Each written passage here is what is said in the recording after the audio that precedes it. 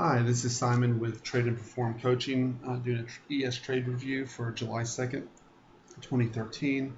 Uh, Nothing in this video is to be construed as trading advice. This is strictly for educational purposes only.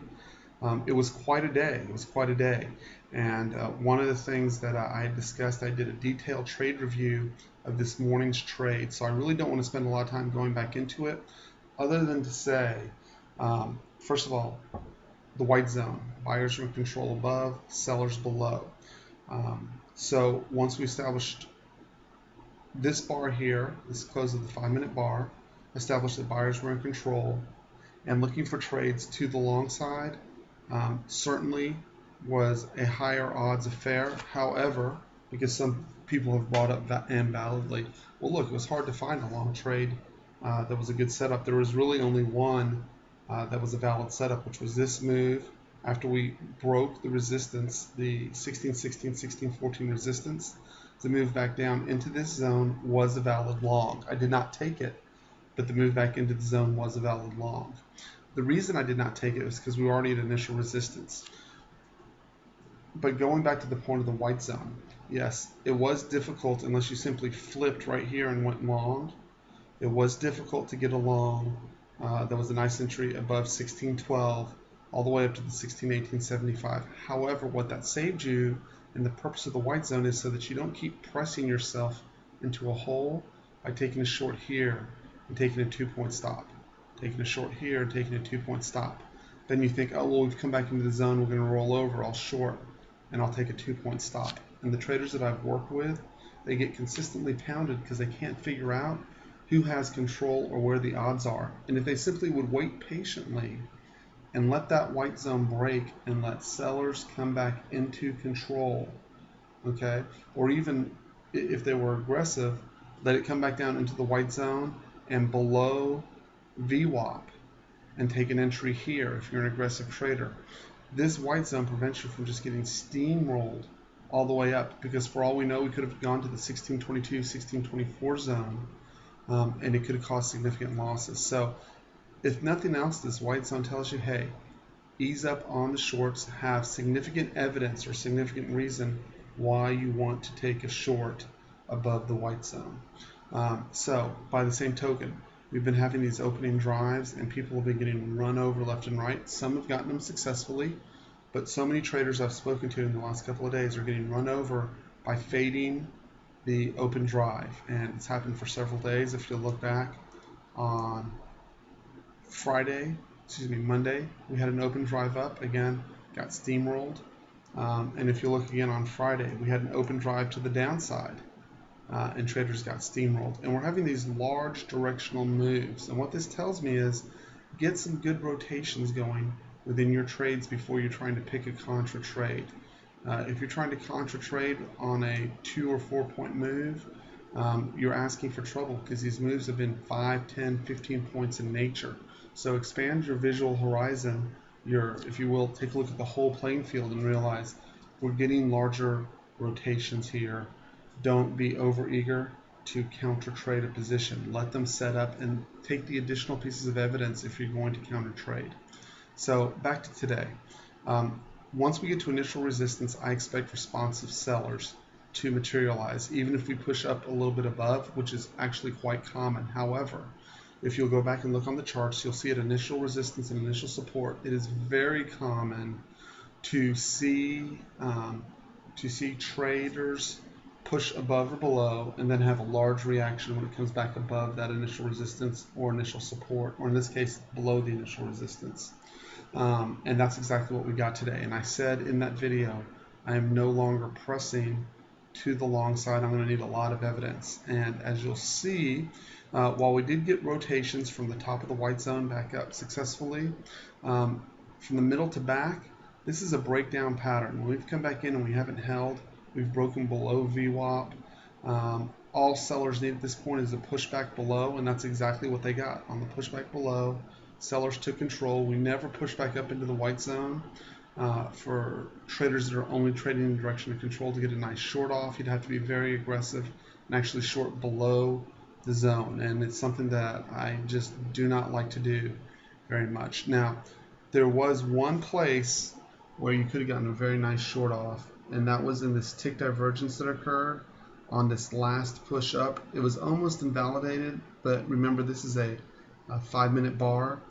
But net the bodies of the closes on the tick were in a declining trend, while price was trending up and up into new highs. And it did give you a nice trade location to the short side. However, I sure would have liked one more push up into the 16-18-75, 16-20-75 zone, and we just didn't get it. Back to below the white zone. If you're trading in direction of control, once again, you didn't get a clean entry into the zone for a short, actually at any point. However, what it did do, once again, was it kept you from trying to finding longs all the way down into this process that was killing you. If you look and you said, oh, we're in the white zone, let's say you just said 1610, or even if you came in here and said 1606, I'm just going to take a long here. That's a retest of the morning's low. We should be long. Well, look how much pain you took here in order to make that trade work. That was 1606 right here, and we rotated all the way down to 1600. And I just don't know too many traders, particularly smaller traders who trade with leverage and are concentrated positions, that can handle a 6-point move up. So let's look at some of the mistakes that someone would make in this area. They come in here, they get long at 1606. They take a 2-point loss, maybe even a 3-point loss. They come in here back of this zone. They have tight stops. They take a 2-point loss, okay, because you're having your trades too tight relative to the volatility, your stops too tight relative to the volatility you're experiencing, and your losses are racking up. So if you look at the way I handled it, I was not short through here, and I did not care if I was short. And what I had tweeted out in the afternoon was that I was looking for tick divergence to look for a good long entry. And what I actually ended up using, or tick extreme. And if you'll look here, we'll pull this up for a moment. We started getting tick extremes here at this 1608 level, right? Into that 1606, which probably head faked a lot of people in with the tick extreme alone. But what I was looking for in addition to that was tick divergence, and we actually got some tick divergence. I don't know if you can see it, so I'm going to start to see if I can highlight it here on a 5-minute.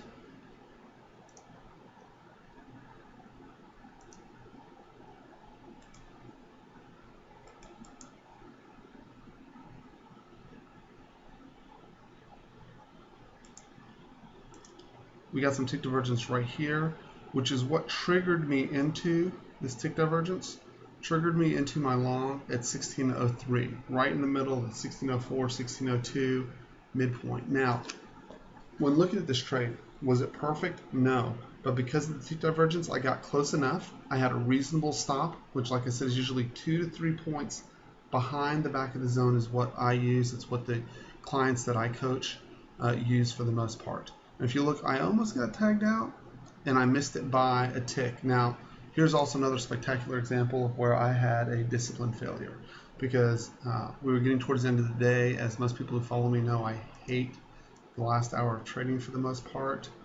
Hate's a strong word, but really I just see so many people with so many large losses at the end of the day.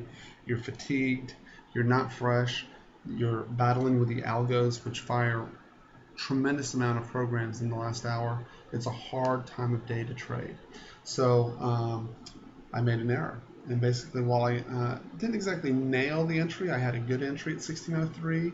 We eventually rotated up to 1608, so there was a potential, actually almost 1609, so there's a potential for a 6-point trade there. However, as soon as we got back to break even, I took the trade out, and I was simply too tired to push. So there's a lot of considerations to go into making a consistent trader. On this particular day, I'm down a point for the day, and just simply did not want to have a large drawdown at the end of the day. Psychologically, it can be devastating to go home with a drawdown. You're anxious all night, you can't wait till the next day, and it can lead to trading errors the following day. I would just simply prefer to go. I surrendered 1 point on the majority of days. I take home much more than that, and I'm all right doing it. For those traders who did it the right way, you were well rewarded. An entry anywhere in this area, middle to back of the zone, rewarded you with anywhere from a 2 to a potential 6-point trading profit.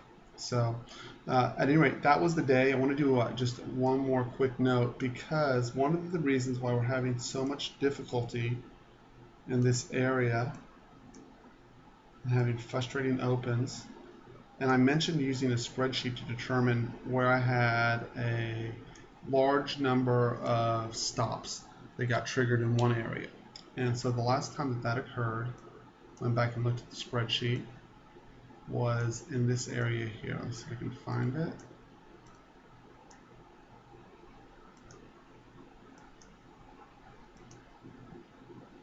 Was right here.